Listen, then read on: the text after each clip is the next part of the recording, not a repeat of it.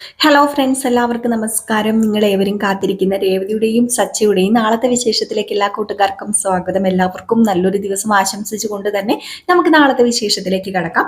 അപ്പോൾ അതിനു മുമ്പായിട്ട് ആരെങ്കിലും നമ്മുടെ ഈ ചാനൽ ആദ്യമായിട്ട് കാണുന്നുണ്ടെങ്കിൽ ഒന്ന് സബ്സ്ക്രൈബ് ചെയ്ത് വെച്ചോളൂ കേട്ടോ. അതിനോടൊപ്പം നമ്മുടെ വീഡിയോ ഇഷ്ടപ്പെടുന്നവർ ഒരു ലൈക്കും കൂടി അടിച്ചിട്ട് പോകാൻ മറക്കരുത്. ഇപ്പം തന്നെ ഒരു ലൈക്ക് അടിച്ചേരെ. അപ്പം നമുക്ക് നേരെ വിശേഷത്തിലേക്ക് തന്നെ കടന്നാലോ. അങ്ങനെ നമ്മുടെ രേവതിക്കും സച്ചിക്കും റൂം ഉണ്ടാക്കാൻ വേണ്ടി രവീന്ദ്രൻ പെടാപ്പാടുപെട്ട് എങ്ങനെയെങ്കിലുമൊക്കെ ലോൺ എടുത്തിട്ട് ഉണ്ടാക്കാന്നൊക്കെയാണ് വിചാരിച്ചത്. പക്ഷെ ചന്ദ്ര അമ്പിനും വില്ലിനും അടുക്കുന്നില്ല. ചന്ദ്ര പറയുന്നത് എൻ്റെ വീടിൻ്റെ പ്രമാണം വെച്ചിട്ട് അങ്ങനെ ഇവർക്ക് വീടുണ്ടാക്കി കൊടുത്ത് ഇവരങ്ങനെ സുഖിക്കണ്ടെന്ന്. ഇത്രയും പറഞ്ഞിട്ട് ചന്ദ്ര അങ്ങ് പോയിട്ടോ. നമ്മുടെ രവീന്ദ്രന് ഒരു കൈയെടുത്ത കവിടത്തിനിട്ടൊന്ന് തലോടിയിരുന്നെങ്കിൽ എന്ന് നമ്മൾ ആലോചിച്ചു പോകും. അതുപോലെയാണ് ഈ തലോടുക. മീൻസ് നമ്മുടെ ചന്ദ്രക്കിട്ട് ഒറ്റ ഒരെണ്ണം കൊടുത്തിരുന്നെങ്കിൽ സത്യം പറഞ്ഞ ഒന്ന് കൊടുത്താൽ മതി എന്ന് തോന്നുന്നു. ചന്ദ്രയുടെ ഈ ഇളക്കം അവസാനിച്ചതിനെ. ഏതായാലും രവീന്ദ്രന് അതിനുള്ള കഴിവില്ല. രവീന്ദ്രൻ തല്ലില്ല. പിന്നെ പെണ്ണുങ്ങളെ തല്ലുന്നത് അത്രയ്ക്ക് നല്ല കാര്യമൊന്നും അല്ല എന്നൊക്കെ ഓർത്തിട്ടായിരിക്കും. എങ്കിലും ഇതൊക്കെ ചെയ്യുമ്പോൾ പിന്നെ എങ്ങനെയാ ഒന്ന് തല്ലാതിരിക്കുകയല്ലേ. ഏതായാലും നമ്മുടെ സച്ചിയും രേവതിയും പറഞ്ഞു, വേണ്ടച്ചാ സാരമില്ല, പിന്നെ അമ്മയുടെ വീട് പണയം വെച്ചിട്ട് ഒരിക്കലും ഞങ്ങൾക്ക് റൂം കെട്ടണ്ട, അതിൻ്റെ ആവശ്യമില്ല. ഇനിയിപ്പോൾ അങ്ങനെ കെട്ടിയാൽ തന്നെ ആ റൂമിനകത്ത് ഞാനും എൻ്റെ ഭർത്താവും കിടക്കില്ല എന്ന് രേവതി ശപഥം എടുക്കുകയാണ്. അപ്പോഴത്തേക്കും സുധി പറഞ്ഞു, ഓഹോ രേവതി ശപഥം തുടങ്ങിയല്ലോ, രേവതി ഇങ്ങനെ കുറേ ശപഥം എടുത്തിട്ടുണ്ടല്ലോ, എന്നിട്ട് ഏതെങ്കിലും ശപഥം സാധിച്ചിട്ടുണ്ടോ? എന്തോ ഭർത്താവും ഭാര്യയും കൂടി ഒരു പ്രാവശ്യം സ്വർണത്തിന് വേണ്ടി ശപഥം എടുക്കുന്നത് കണ്ടു. എന്നിട്ട് ഇത്തിപ്പോന്ന ഒരു താലിമാല രേവതിയുടെ കഴുത്തിൽ സച്ചി കൊണ്ടിട്ടു. അല്ലാതെ വേറെ എന്ത് ശപഥം ഇതുവരെ നിറവേറിയിട്ടുള്ളത്? അപ്പോഴത്തേക്ക് നമ്മുടെ രേവതി പറഞ്ഞു, ഇച്ചി പോന്ന താലിയാണെങ്കിലും എൻ്റെ ഭർത്താവിൻ്റെ പൈസയാ, അല്ലാതെ എൻ്റെ ഭർത്താവിൻ്റെ വീട്ടുകാരുടെ പൈസയും കൊണ്ടല്ലല്ലോ എൻ്റെ ഭർത്താവ് എനിക്ക് താലിമാല മേടിച്ചു തന്നതും എൻ്റെ ഭർത്താവ് ജോലി എടുക്കുന്നതും ഒക്കെ. ഇത് കേട്ടത് നമ്മുടെ ശ്രുതിക്ക് കയറി കൊണ്ട് കേട്ടോ. കാരണം രേവതി പറയേണ്ട സമയത്ത് തന്നെ, കൊള്ളിക്കേണ്ട സമയത്ത് തന്നെയാണ് പറഞ്ഞത്. കാരണം നമ്മുടെ ശ്രുതി ഇപ്പം കടയിട്ടേക്കുന്നത് ശ്രുതിയുടെ അച്ഛൻ കൊടുത്ത പൈസയും കൊണ്ടാണല്ലോ. അങ്ങനെയാണല്ലോ പറഞ്ഞു വരുത്തിയേക്കുന്നത്. പക്ഷെ അത് ആ പൈസയൊന്നും അല്ല, നമ്മുടെ നീലിമ കൊടുത്ത പൈസയാണ്. അതായത് രവീന്ദ്രന്റെ ആ പഴയ പൈസ. ആ പൈസയും കൊണ്ടാണ്. പക്ഷെ അങ്ങനെയൊന്നും അറിയത്തില്ലല്ലോ. എല്ലാവർക്കും അറിയാവുന്നത് ശ്രുതിയുടെ അച്ഛൻ കൊടുത്തുന്ന. അപ്പൊ അതുകൊണ്ടാണ് എൻ്റെ ഭർത്താവ് അങ്ങനെ വേറെ ആൾക്കാരുടെ കയ്യിൽ നിന്നൊന്നും പൈസ മേടിച്ചിട്ടല്ല, സ്വന്തമായിട്ട് അധ്വാനിച്ചിട്ടാണ് എനിക്ക് താലി മേടിച്ചു തന്നതെന്ന് പറഞ്ഞത്. അപ്പോഴേക്കും നമ്മുടെ ശ്രുതിക്ക് കയറി കൊണ്ടു കേട്ടോ. ശ്രുതി പറഞ്ഞു, ഓഹോ എനിക്ക് മനസ്സിലായി രേവതി, നീ പറഞ്ഞു വന്നത് എന്താണെന്ന് എനിക്ക് മനസ്സിലായി എന്ന് പറഞ്ഞപ്പോഴത്തേക്കും രവീന്ദ്രൻ പറഞ്ഞു, നിർത്തുന്നുണ്ടോ? മതി, ഇനി കൂടുതൽ ആരും ഇതിന്റെ പേരിൽ ഇവിടെ കിടന്ന് വഴക്കൊന്നും ഉണ്ടാക്കണ്ടെന്ന് പറഞ്ഞപ്പോൾ സച്ചിൻ പറഞ്ഞു, അതാ എനിക്കും പറയാനുള്ളത് അച്ഛാ. ഇനി ഇതിന്റെ പേരിൽ ആരും ഒന്നും പറയണ്ട. ഞങ്ങൾക്കുള്ള റൂം വേണ്ട, അത്ര തന്നെ. ഞങ്ങൾക്ക് ഇവിടെ റൂമില്ലെങ്കിൽ ഹോളിലോ അതുപോലെ തന്നെ ടെറസിന്റെ മണ്ടയിലോ ഒക്കെ ആയിട്ട് ഞങ്ങൾ ജീവിച്ചോളാം. രേവതിയും ഞാനും ഒരുമിച്ചുള്ള ജീവിതത്തിൽ ഇപ്പം വീട് വേണമെന്നോ റൂം വേണമെന്നോ ഒന്നുമില്ല. ഞങ്ങൾക്ക് അങ്ങനെ ഒന്നും ഒരു താല്പര്യമില്ല. ഞങ്ങൾ എങ്ങനെയെങ്കിലും അങ്ങ് ജീവിച്ചു പൊക്കോളാം എന്നൊക്കെ പറഞ്ഞ് നമ്മുടെ ആരാ സച്ചി ഇങ്ങനെ സമാധാനിപ്പിക്കുക രവീന്ദ്രനെ. ഏതായാലും അതിനിടയിൽ റൂം വേണ്ട വേണ്ട എന്ന് പറഞ്ഞല്ലോ. അപ്പോഴേക്കും തന്നെ നമ്മുടെ സുധി എടുത്ത് ഒരു കാര്യം ഇടുവാണ്. ഇവർക്ക് റൂം വേണ്ടാന്ന് പറയുന്നത് വേറൊന്നും കൊണ്ടല്ല, ഇവർക്ക് ഇനിയിപ്പം ഇവിടെ നിന്ന് വേറെ വലിയ വീടൊക്കെ നോക്കിപ്പോയി താമസിക്കാലോ.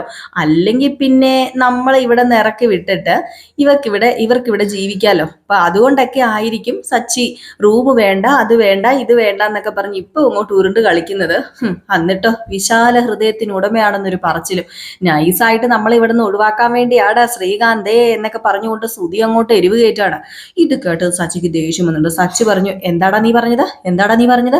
ദേ മിണ്ടിപ്പോകരുത്, ഇനി ഒരക്ഷരം നീ മിണ്ടിപ്പോകരുത്, നിന്നെ ഉണ്ടല്ലോ ഞാന് എന്നും പറഞ്ഞ് അങ്ങ് ചെന്നിട്ട് നമ്മുടെ സുധിയുടെ കുത്തിനങ്ങ് പിടിച്ചിട്ട്, വേണം സുധിക്ക്, അത് വേണം, സുധി ചോദിച്ച് മേടിക്കാന്നൊക്കെ പറഞ്ഞു കേട്ടിട്ടില്ലേ? അതുപോലെ നമ്മുടെ സുധി ചോദിച്ച് തന്നെ മേടിച്ചാണ് കേട്ടോ. അപ്പൊ സുധിക്ക് അതിന്റെ ആവശ്യം ഉണ്ടായിരുന്നു. അതാണ് നമ്മുടെ സച്ചി കൊടുക്കുന്നത്. അങ്ങനെ കുത്തിനെ പിടിച്ചിട്ട് കാർണക്കുറ്റി നോക്കിയിട്ട് അവിടത്തനും ഇവിടത്തനിട്ടും മാറി മാറി മാറി തിരിഞ്ഞു അടിക്കുകയാണ്.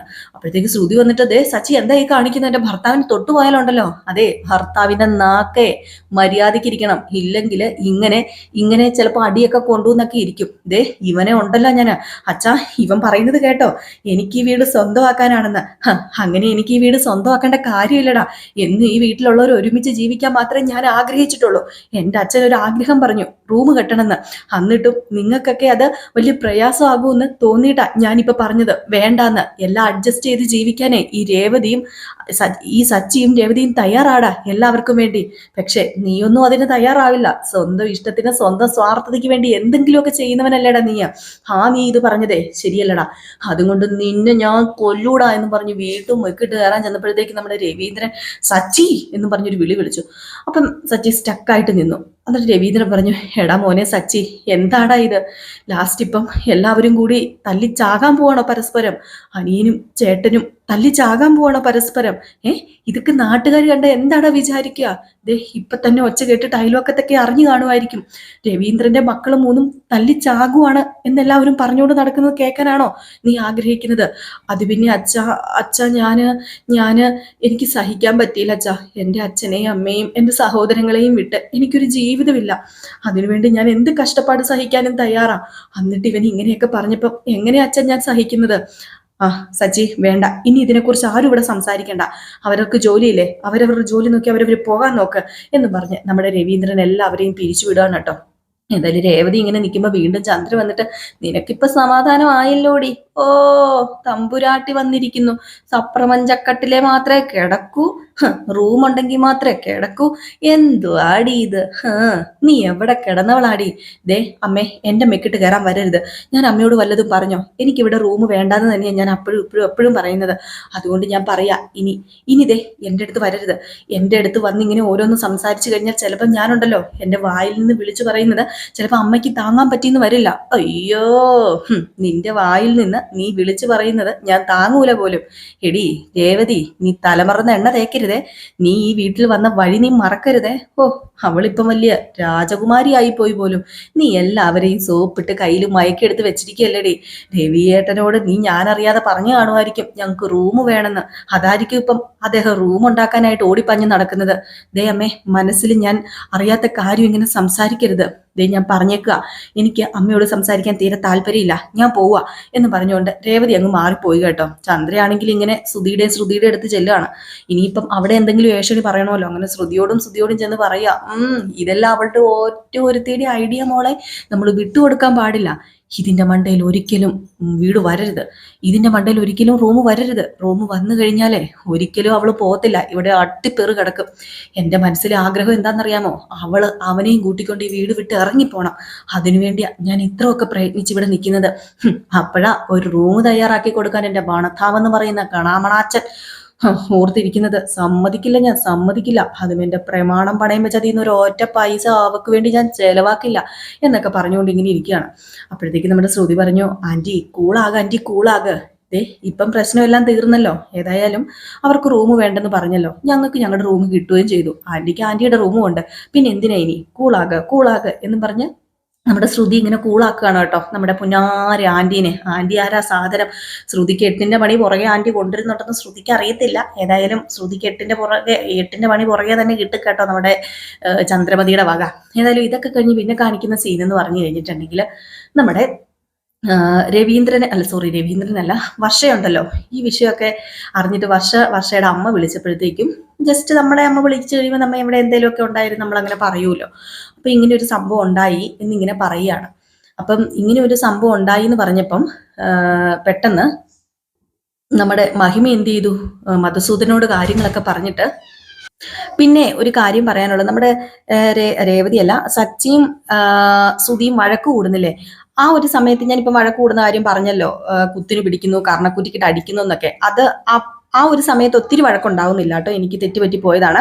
ആ ഒരു സമയത്ത് ഒത്തിരി വഴക്കുണ്ടാവുന്നില്ല. പക്ഷേ നമ്മുടെ മഹിമ ഒരു കാര്യം ചെയ്യുമ്പോഴാണ് കുടുംബക്കാർ തമ്മിൽ ഭയങ്കര വഴക്കാകുന്നത്. കാരണം മഹിമ ഇതിന്റെ ഇടയിൽ നിന്ന് കളിക്കുകയാണ്. അപ്പം വർഷം വിളിച്ച മഹിമയോട് പറഞ്ഞു, ഇങ്ങനെ റൂം കെട്ടാൻ 7 ലക്ഷം രൂപ വേണം, പക്ഷെ ഇവിടെ ഇങ്ങനെയാണ് പ്രശ്നങ്ങളൊക്കെ വിളിച്ചു പറഞ്ഞു. അപ്പം നമ്മുടെ മഹിമ നേരെ മധുസൂദനോട് പറഞ്ഞു, ഒരു കളി കളിക്കാൻ പോവുകയാണ്, വേറൊന്നുമല്ല, എനിക്കൊരു 7 ലക്ഷം രൂപ മധുവേട്ടൻ തരണമെന്ന്. അപ്പം പെട്ടെന്ന് ചോദിച്ചു, എന്തിനാ 7 ലക്ഷം രൂപ ഞാൻ നിനക്ക് തരുന്നത്? അതെ, ആവശ്യമുണ്ടെന്നേ, ഒരു 7 ലക്ഷം രൂപ എനിക്ക് മധുവേട്ടൻ തരണം, തന്നേ പറ്റൂ. ഒരു അടിപൊളി കളി കളിക്കാൻ പോവുക ഞാൻ. ആ 7 ലക്ഷമായിട്ട് ഞാൻ ചന്ദ്രോദയത്തേക്ക് പോവാ. നീ 7 ലക്ഷം കൊണ്ട് അവിടെ കൊടുക്കാൻ പോവാണോ? നിനക്ക് വട്ടുണ്ടോ? നീ എന്താ മഹിമ ഈ പറയുന്നത്? എനിക്ക് വട്ടൊന്നുമില്ല. പക്ഷേ ഞാനൊരു കാര്യം പറയാം. ഇപ്പൊ അവിടെ റൂം കിട്ടുന്ന കാര്യം പറഞ്ഞ് ചെറിയ പ്രശ്നങ്ങളൊക്കെ നടന്നുകൊണ്ടിരിക്കുക. അപ്പൊ നമുക്കതൊരു വലിയ പ്രശ്നമാക്കി മാറ്റണ്ടേ മധുവേട്ട? അതിന് ഒരു 7 ലക്ഷം രൂപ വേണം. ഞാൻ ഈ 7 ലക്ഷം രൂപ കൊണ്ടുപോയി രവീന്ദ്രന്റെ കയ്യിൽ കൊടുക്കുമ്പം അവിടെ ഒരു വലിയ വഴക്കുണ്ടാകും. ഏതായാലും ആത്മാഭിമാനമുള്ള രവീന്ദ്രനും സച്ചിയും കൂടി ആ പൈസ മേടിക്കാൻ പോകുന്നില്ല. പക്ഷെ ചന്ദ്രയ്ക്ക് ആ പൈസ മേടിക്കാൻ മനസ്സുണ്ടാകും. അതുപോലെ തന്നെ അവിടെ പലർക്കും മനസ്സുണ്ടാകും. ശ്രുതിയും കുറച്ച് പൈസ കൊതിയന്മാരാന്നറിയാലോ, അവർക്കും മനസ്സുണ്ടാകും. അപ്പൊ നമ്മള് ഈ പൈസ കൊണ്ടുപോകും.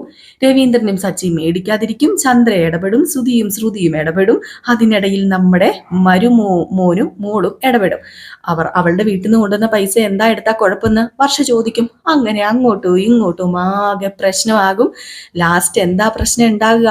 നമ്മുടെ മോളും മരുമോനും ഈ വീട്ടിൽ വന്ന് നിൽക്കും. നമ്മുടെ വീട്ടില്. അല്ല മഹിമേ, നീ പറയുന്നത് വല്ലതും നടക്കുവോ? അതോ? നടക്കും. ഞാൻ നടത്തി കയ്യിൽ തന്നാ പോരെ മധുവേട്ടന്? നടത്തി തരും ഞാൻ. 7 ലക്ഷം രൂപ നമ്മുടെ കയ്യിൽ ഇരിക്കും. അവരുടെ വീട്ടിലും മുറ്റടിയുമാകും. അവര് ചേട്ടനനിയന്മാരും അച്ഛനും അമ്മയും എല്ലാവരും കൂടെ തല്ലിപ്പിരിയും. ഈ മഹിമ ആരാണെന്ന് അറിയാൻ പോകുന്നതേ ഉള്ളൂ. അതുകൊണ്ട് 7 ലക്ഷത്തിന്റെ ചെക്ക് തരാൻ പറഞ്ഞ് നമ്മുടെ മഹിമ 7 ലക്ഷത്തിന്റെ ചെക്കും മേടിച്ചുകൊണ്ട് ചന്ദ്രോദയത്തേക്ക് പോവുകയാണ്. അവിടെ ചെന്ന് കഴിയുമ്പോഴാട്ടോ പിന്നെ ഭൂകമ്പം ഉണ്ടാകുന്നത്. അപ്പൊ ഞാൻ ഇതിനിടയ്ക്ക് പറഞ്ഞായിരുന്നല്ലോ നിങ്ങളോട്, സച്ചി സുധീനെ കുറെ അടി അടിക്കുന്നുണ്ട്. അത് മഹിമ അവിടെ ചെന്നതിന് ശേഷമാണ് കേട്ടോ ഈ അടിയൊക്കെ നടക്കുന്നത്. അത് മഹിമ കാരണം തന്നെയാണ്. മഹിമ അവിടെ 5 ലക്ഷം രൂപ കൊടുക്കുമ്പോൾ ഏതായാലും നമ്മുടെ അഭിമാനമുള്ള സച്ചി സമ്മതിക്കുമോ? അച്ഛനെ തരം താഴ്ത്താൻ അവിടെ സമ്മതിക്കുമോ? ഒരിക്കലും ഇല്ല. അച്ഛന് കഴിവില്ലാഞ്ഞിട്ടാണ് ഈ പൈസ കൊടുക്കുന്നതെന്നല്ലേ ഓർക്കത്തുള്ളൂ. അത് വേറെ ആരെങ്കിലും അറിഞ്ഞു കഴിഞ്ഞാലും നാണക്കേടല്ലേ. അതുകൊണ്ട് നമ്മുടെ സച്ചി എന്ത് ചെയ്യും? വലിയ പ്രശ്നം തന്നെ സച്ചി അവിടെ ഉണ്ടാക്കും. അതിനെ തുടർന്ന് പിന്നെ അതേ കയറി പിടിച്ച് മഹിമ അത് വലിയ പ്രശ്നമാക്കി തീർക്കുകയാണ്. ഈ മഹിമയും മധുസൂദനും വിചാരിച്ച പോലെ ഒരു പ്രശ്നത്തിലേക്ക് വഴി തിരിയുന്നില്ല എങ്കിലും ആ ഒരു സമയത്ത് അവിടെ വലിയൊരു വഴക്ക് തന്നെ ഉണ്ടാകുകയാണ് കേട്ടോ. അപ്പൊ ആ വഴക്കും കാര്യങ്ങളും ഒക്കെ ഇനിയിപ്പം നാളെ കാണിക്കുമെന്ന് എനിക്ക് അറിയില്ല. ചിലപ്പോൾ നാളെ കാണിക്കാൻ ചാൻസ് ഉണ്ട്, ചിലപ്പം മറ്റന്നാളായി പോകും. ഇപ്പൊ ഉണ്ടല്ലോ നമ്മുടെ കഥയുണ്ടല്ലോ, നമ്മൾ പറയുന്ന കഥയെക്കാളും വ്യത്യസ്തമായിട്ട് ചില ദിവസങ്ങളിൽ വരുന്നുണ്ട്. നമ്മൾ ഈ കഥ പറയുന്നത് വേറൊരു ലാംഗ്വേജിൽ ഈ കഥ നടപ്പുണ്ട്. അപ്പൊ നമ്മൾ ഈ കഥ പറയുന്നത് അതിന് ആ ഒരു ഇത് പ്രകാരമാണ്, നമ്മളെ എപ്പിസോഡ് പ്രകാരമാണ് കഥ പറയുന്നത്. അപ്പം ആ ലാംഗ്വേജിലെ കുറച്ച് ഭാഗങ്ങളൊക്കെ ഇവർ കട്ട് ചെയ്ത് കളയുന്നുണ്ട്. കുറച്ച് ഒരാഴ്ചയായിട്ടാണ് സീനുകളൊക്കെ കട്ട് ചെയ്ത് കളഞ്ഞിട്ട് വേറെ സീൻ ആഡ് ചെയ്യുന്നുണ്ട് നമ്മുടെ മലയാളത്തില്. അപ്പൊ അതുകൊണ്ടാണ് ചെറിയൊരു അങ്ങോട്ടും ഇങ്ങോട്ടൊക്കെ വ്യത്യാസം വരുന്നത്. അതായത് ചെറിയത് ഇവർ കയ്യിൽ നിന്നിട്ട് ഇടുന്നുണ്ട്. നമ്മുടെ മലയാളികളുടേതായ രീതിയിലാണല്ലോ എഴുതുന്നത്. അപ്പൊ അവിടുത്തെ ചിലപ്പോൾ ഇവർക്ക് ഇഷ്ടപ്പെടാതെ വരുമ്പോഴായിരിക്കാം ഇവരിടയ്ക്ക് വേറെ സീനുകളൊക്കെ കയറ്റി ഇവരുടേതായ രീതിയിൽ എഴുതുന്നത്. അപ്പൊ നമ്മൾ ഈ വേറെ ലാംഗ്വേജിൽ കേട്ടിട്ടാണ് നമ്മൾ ഇതുപോലെയാണ് എന്ന് കഥ വന്ന് നമ്മൾ ഒരു ദിവസത്തെ മുമ്പുള്ള കഥയൊക്കെ നമ്മൾ പറയുന്നത്. ഇപ്പൊ നാളത്തെ കഥയൊക്കെ നമ്മൾ പറയുന്നത് അങ്ങനെയാണ്. അപ്പൊ അതുകൊണ്ട് ചെറിയ എന്തെങ്കിലും വ്യത്യാസം വന്നാൽ എല്ലാവരും ഒന്ന് ക്ഷമിച്ചേക്കണം കേട്ടോ.